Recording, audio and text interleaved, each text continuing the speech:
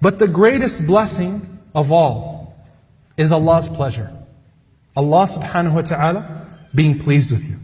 You know, Imam al-Shafi'i rahimahullah ta'ala, he said, I want a show of heads here. How many of you were born Muslim?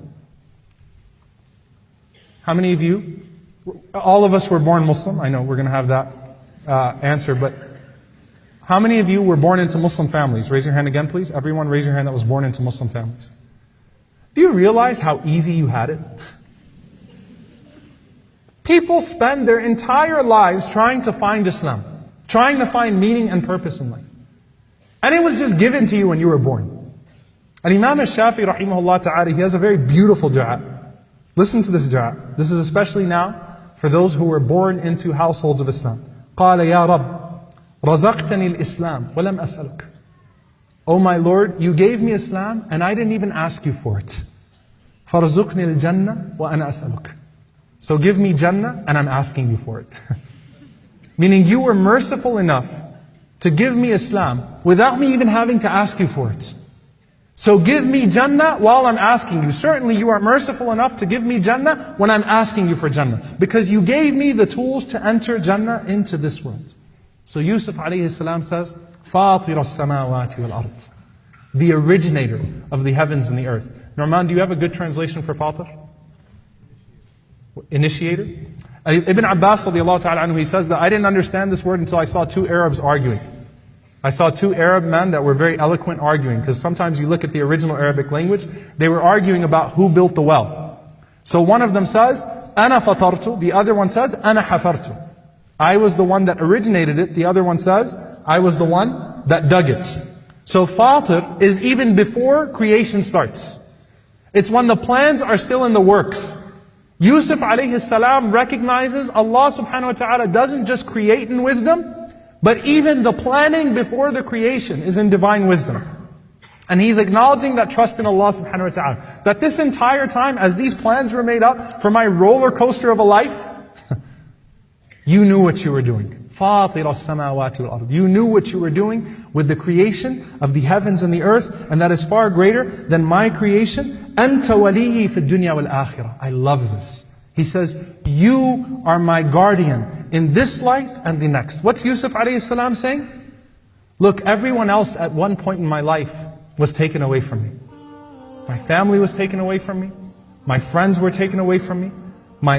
Everything was taken away from me. But you were always there. You were always there. The Prophet ﷺ, he had to live this the most difficult fashion. He was born and his dad was already dead. Then his mom died when he was 6. Then his grandfather who was taking care of him died when he was 8. Then his uncle died. Then the Prophet ﷺ gets married and his first 2 children die. And then the Prophet ﷺ's uncle who's taking care of him, he dies as well. And then the Prophet ﷺ's wife, who was the last person he had, dies 3 days after that. And then the Prophet ﷺ's other children from that woman, they die as well. Everyone's taken away from him. Everyone.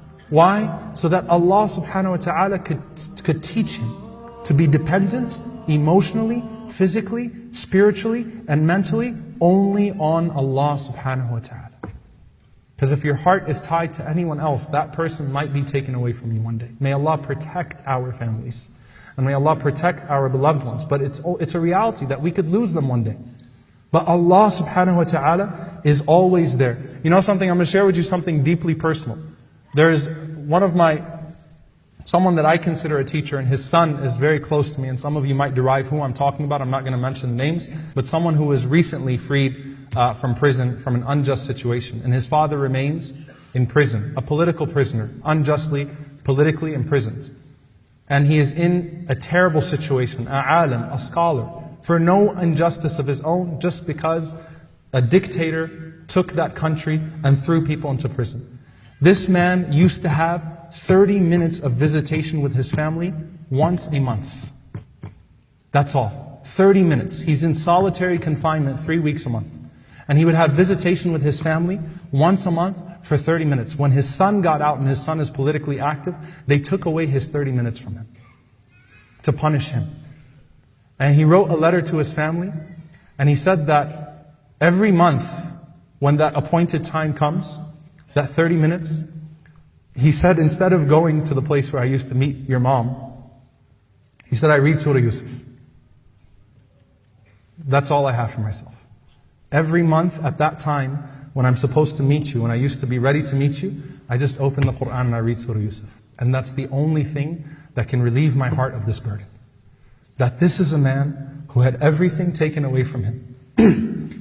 And all he asked Allah for, أَنْتَ وَلِيِّ فِي الدُّنْيَا وَالْآخِرَةِ. You are my wali, you are my guardian in this world and the next.